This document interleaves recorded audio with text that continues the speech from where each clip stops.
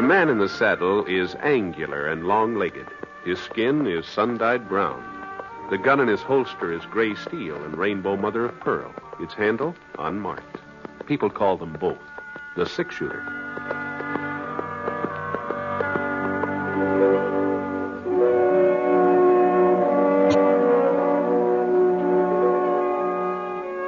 James Stewart as the six-shooter, a transcribed series of radio dramas based on the life of Britt Ponsett, the Texas plainsman who wandered through the western territories, leaving behind a trail of still-remembered legends.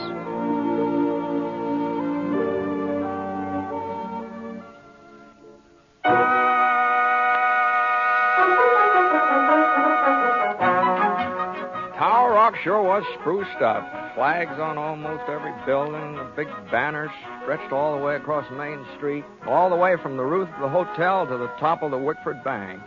Franklin County Fair, that's what it said.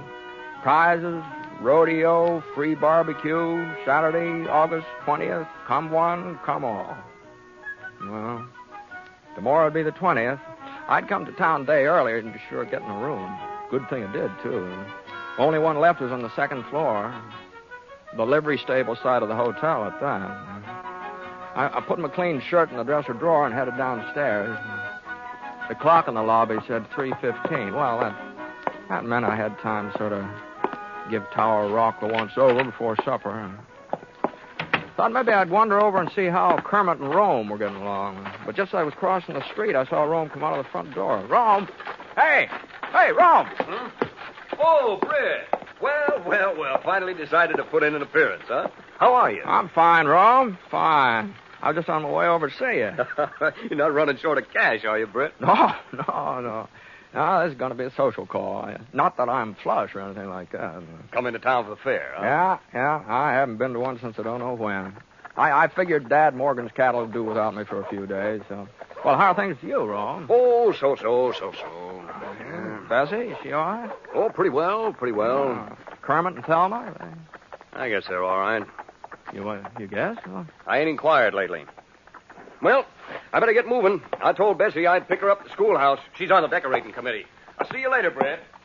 Yeah, I'll see you.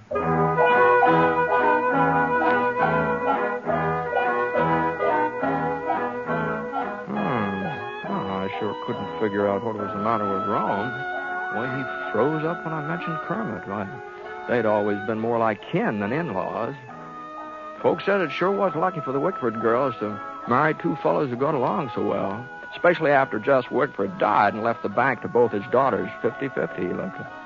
Kermit and Rome had turned into first-class bankers, too.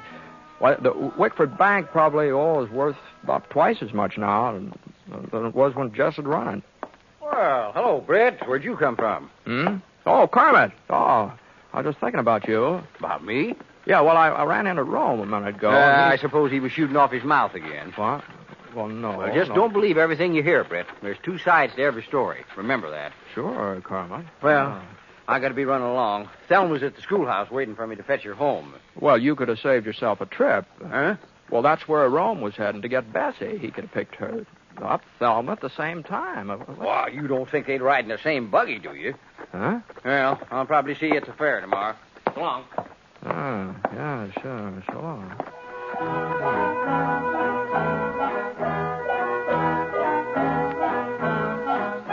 Well, there just wasn't any doubt about it. There's something that happened between the Binghams and the Madden, that's all. It must have been something pretty serious, too, the way Kermit and Rome had been acting. And knowing Thelma and Bessie like I did, oh, boy, I sure was glad I wasn't involved in that. They were real firm women, Thelma and Bessie. Yeah, always had been, ever since they were girls. I couldn't help wondering just what had set them off. Not that it was any of my business, of course, but Otis Spear did know.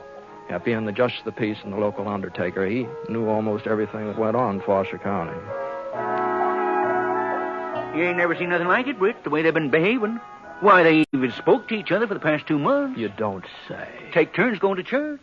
One Sunday the Binghams attend services, next Sunday the Matterns, just so Thelma and Bessie won't meet up. Well, that's the darn... I can't believe it. Well, that ain't the half, Britt, not the half. You remember the Social 16? You know them couples who always got together and played whist on Friday nights? Yeah? Well, it ain't the Social 16 no more.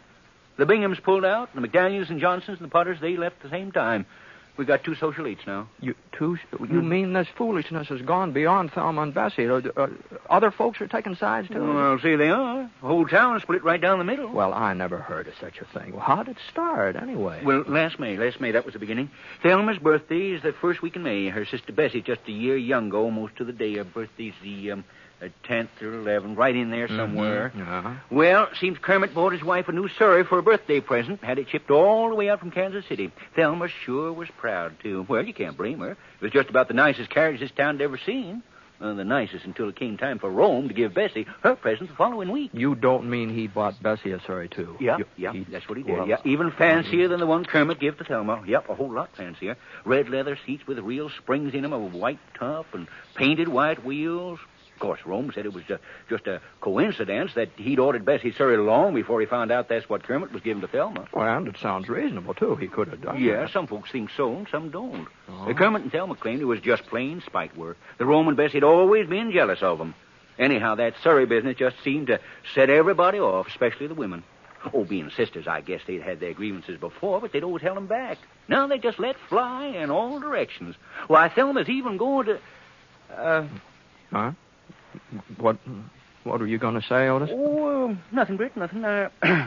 Say, you're going to stay for the fair, aren't you? Oh, yeah, sure. That's why I'm here. Uh-huh. Well, I was thinking, maybe you wouldn't mind helping me out. Oh? What? You see, I'm general chairman of the whole doings, and I got almost everything set, excepting some of the judging. Oh, well, I'm not much of an authority, but I guess I can tell a cow from a horse. Oh, no. We're all fixed up in that department, but the baked goods and preserves and pickles, well, I just haven't been able to find the right person to hand out the blue ribbons there. Oh, well, I don't know anything about cooking, Otis. Well, you know about tasting, don't you? Oh, yeah. Well, that's what you got to do, Britt. Sample whatever they put in front of you and say which one tastes the best. Oh, no, wait a minute. I'll tell you what. I'll just put you down for preserves. I'll get somebody else to take over the rest of the stuff. No, but... Well, I got a meeting of the barbecue committee over the general store. Yeah, but... you'll be at the schoolhouse 9 o'clock in the morning. That's when the judge is supposed to start. But where... Otis, what...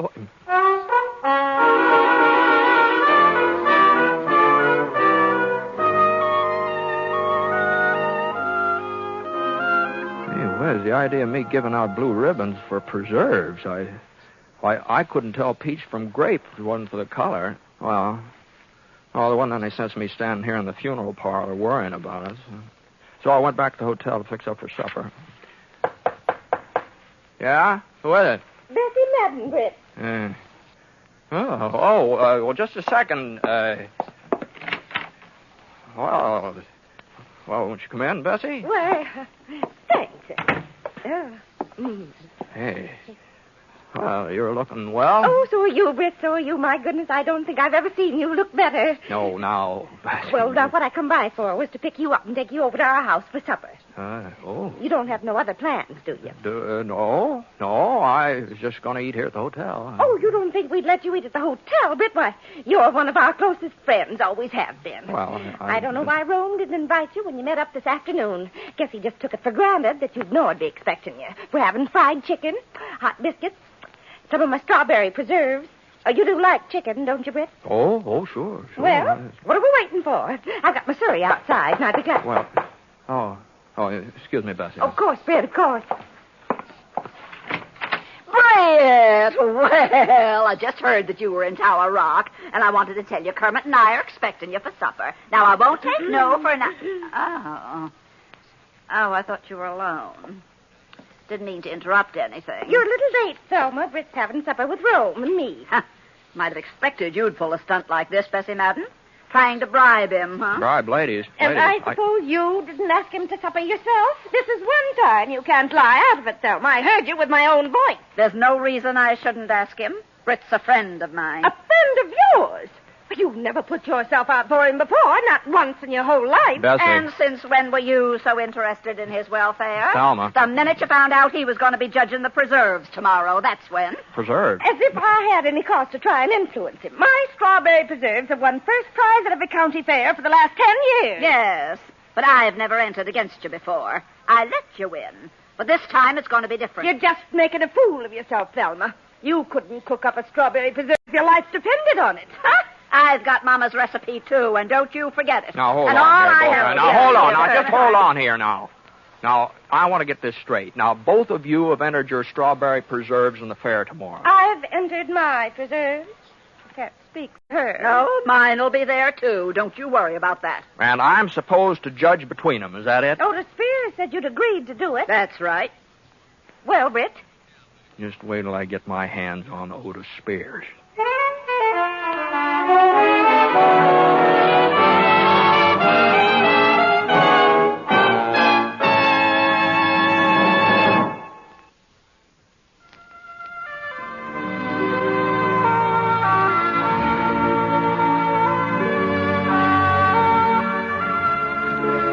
Now, Act 2 of The Six Shooter, starring James Stewart as Britt Ponsett.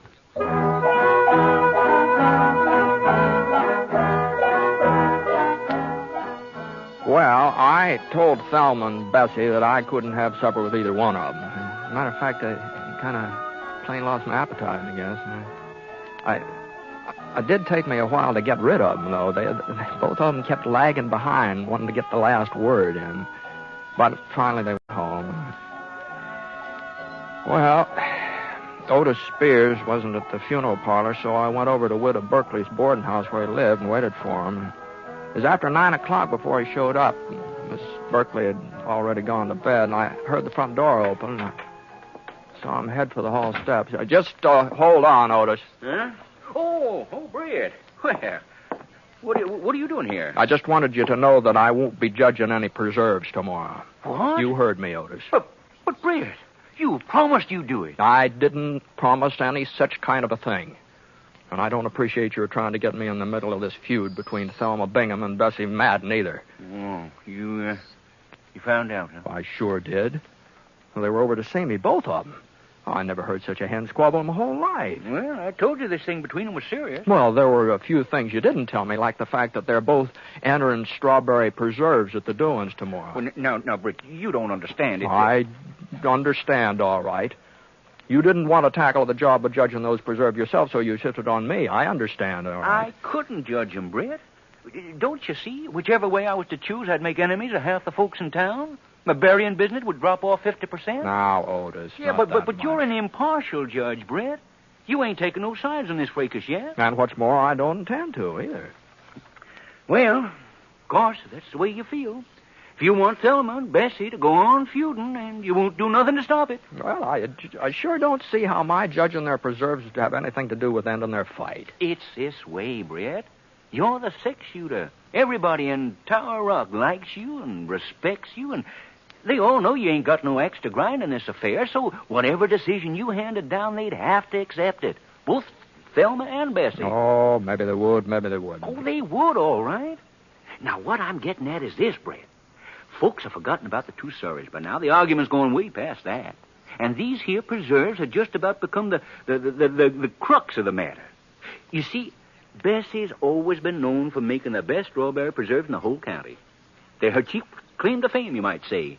Why, she's even took blue ribbons at the state fair. Oh, that's so. And nobody's even thought of entering against her, not for years and years. Not until this year. Yeah, that's right. Uh-huh. Now, if Thelma's preserve should be judged better than Bessie's, well, that'll mean Thelma's beat her on her own ground. Bessie wouldn't have a leg to stand on. She'd just have to admit that Thelma won out, and, that might settle the trouble between them. Uh-huh. You think that'd be best, Otis, for Thelma's preserves to win? Well, not necessarily. You see, if Bessie should take the blue ribbon again, well, that'll sort of show everybody that she's still top dog. In the preserve line, anyway. And folks who've been supporting Thelma might swing over to Bessie's side. And that might settle everything, too. Mm-hmm. The way you've got it figured out, it wouldn't matter who wins. Either way, the fight would be over, is that right? That's right. That's it, exactly. Well... Of course, What? It's possible that Thelma's taking first prize might just make Bessie madder than ever and sort of add fuel to the fire. And it's possible that if Bessie was to win again, well, vice versa. Vice versa, yeah. I'd say it's more than possible. I'd say it's likely. Oh, now, Britt, you mustn't look on the dark side. I'm absolutely certain that if you make the right decision tomorrow, you'll end this whole thing once and for all. Thelma and Bessie will go back to being fond of each other, and Tower Rock can have a little peace and quiet for a change. I see. And just what is the right decision, Otis? What? That's easy, Britt. It is, huh? Well, sure. All you have to do is give the blue ribbon to whichever one made the best tasting preserves. You don't think we're running a crooked county fair, do you?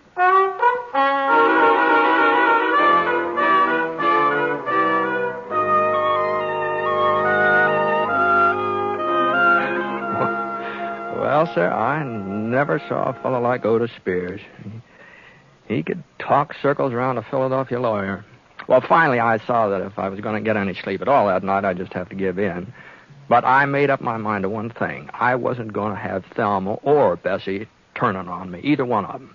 I was going to say that their preserves tasted exactly the same and call it a tie. And that way there wouldn't be any harm done, and I'd be leaving things just the way I found them. Of course, I didn't tell Otis what I was planning to do or anything. I just promised that I'd meet him at the schoolhouse in the morning. Good. I knew you'd come around, Britt. When you saw how much I needed you, I knew you couldn't let me down. Well, Otis... I'll walk you to the door. Never mind. I'm on my way out. Night. Night, Britt. See you tomorrow. Yeah. Oh, say... Uh-huh. There was one thing I forgot to tell you. It sort of slipped my mind. Oh, what's that? In case you have any trouble deciding as to whose preserves are the best, well, there couldn't be a tie. There couldn't be. Why not? Oh, could call it a tie, but that would still mean that Thelma had won. How's that? Well, don't you see, Brett? If Thelma's strawberry preserves are just as good as Bessie's, well, folks would think that Thelma had been letting her sister win all these years by not contesting with her before. No, a tie would be the same as giving the prize to Thelma. You do see that, don't you? Yes. Sure. Oh, well, so long. So long, Britt. And may the best woman win.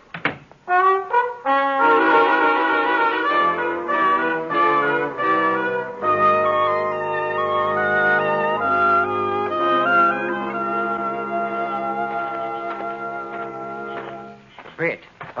Britt. Oh, hello, Kermit. You're up pretty late, aren't you? Yeah, I've been looking for you. For me? Oh. Yeah, well, Britt, I think this quarrel between Thelma and Bessie and between Rome and me and all the rest of it, well, I think it's gone entirely too far. You do? Well, I'm glad to hear you say so. But if Bessie and Rome won't come to their senses, well, they've just got to be taught a lesson. And maybe Thelma's right. Maybe the fair tomorrow is the place to do it. What? Well, at least everybody will be there to see Bessie when she gets her comeuppance. That is, if Thelma's strawberry preserves... Well, what I'm getting at is this. Now, Thelma's just got to win, Britt. If she don't, my life will just be miserable. And Thelma's got a real knack for making me miserable.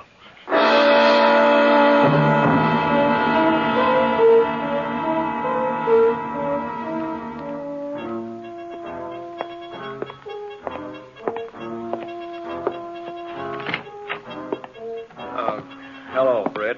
Hello, Rome. Hope you don't mind my waiting here in your room, but I just had to see you. Bessie sent me.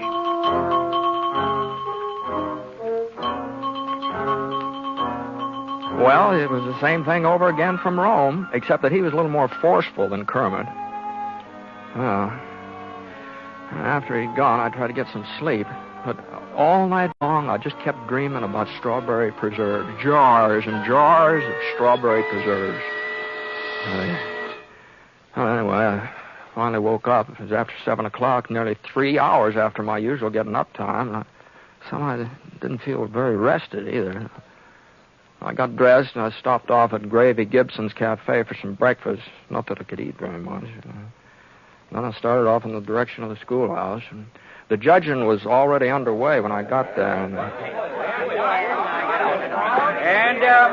second prize goes to Mrs. Hal Spidle for her devil's food cake. Honorable mention to Mrs. Johnny Seals for her chocolate lair. Honorable mention to Miss Addie Simpson for her sponge. Now, let's see, the next item is... Oh, yes. Preserve. I don't see... Oh, there he is. All right up here, Britt. Right up here. There he is. Excuse me. Beg your pardon. Yeah. Well, folks, I guess you all know Britt Ponset. Well, Britt has been kind enough to volunteer his services in judging the preserve. Now, let's see, I believe there are, only 2 entries. Well, yeah, that's right, 2. Both strawberry. Yeah, quite a coincidence. Yes. Well, the first entry is submitted by Mrs. Bessie Madden.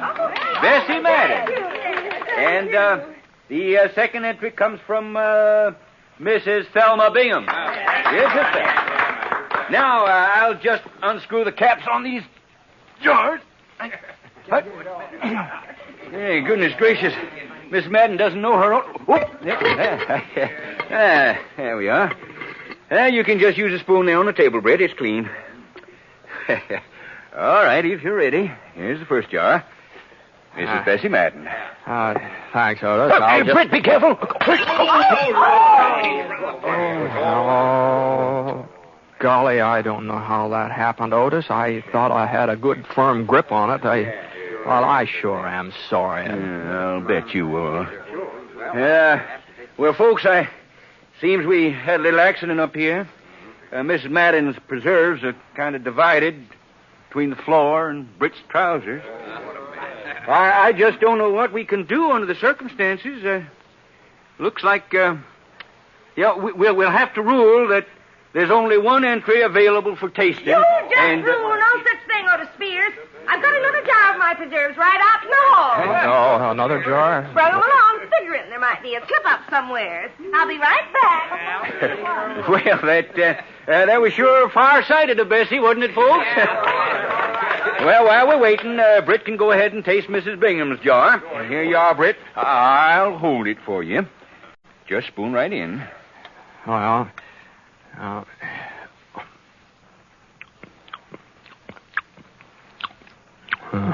Here now. And I'd appreciate it if you'd see that nothing happens to this one, Otis. Don't worry, Bessie. Don't you worry. There. That one come off a little easier. All right, Britt. These are Mrs. Madden's. Go right ahead. Well,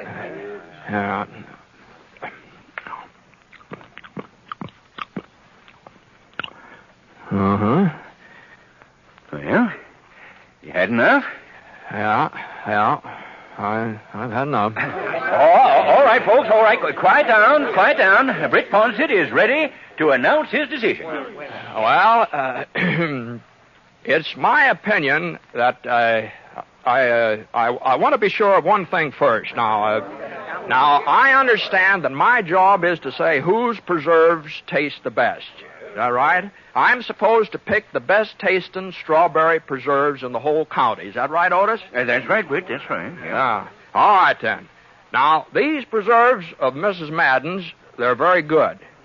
Now, you might say they're excellent. But I've had better. Now, there's no doubt about it. I've tasted better. And right here this morning, too. Right here in Tower Rock. Now, Mrs. Bingham's preserves here, now, they're good. No, they're more than good. They're excellent, too. But they're not the best. Now, ladies and gentlemen, to me, the best tasting strawberry preserves in Foster County are the ones I ate this morning at Gravy Gibson's lunchroom. No, I'm awarding the blue ribbon to Gravy Gibson. You see that he gets it, will you, Otis? Wait, you can't do this, Britt. Gravy Gibson wasn't even entered. No, you told me you wanted me to pick the best tasting preserves in the county, and that's what I've done. Why, the very idea, comparing our preserves to the kind of thing Gravy Gibson serves us. It's an outrage. I've never been so insulted in all my whole life. Now, you see here, Britt Ponset. If you think you can get away with Why, this... for 10 years, Bessie's preserves have been winning blue ribbons. And Thelma used the same recipe I did, our mother's recipe, and nobody's ever had a finer recipe for strawberry preserves than Minnie Whitford. That's right. Now, just a minute. Don't you just a minute us. No, sir. Why, half the time you can't even eat Gravy Gibson's food. Why, everybody knows that. Of course. Well, this is the last county fair I'm ever going to enter, Otis Spears. And that goes for me, too. Bessie, come on, let's get out of here. The sooner, the better. Well, don't just stand there, Kermit. Can't you see we're leaving? Yes, dear, yes. No? Come on. Yes, Bessie. Why, did you see that, Brett? They went off together. All four of them. Together. Yeah. That's how it looked, all right. Oh, if that don't beat the Dutch. You got 'em so mad at you, they all went off together. I might have known you was up to something. Well, I don't know what you're talking about, Otis. I was just giving my considered opinion about strawberry preserves.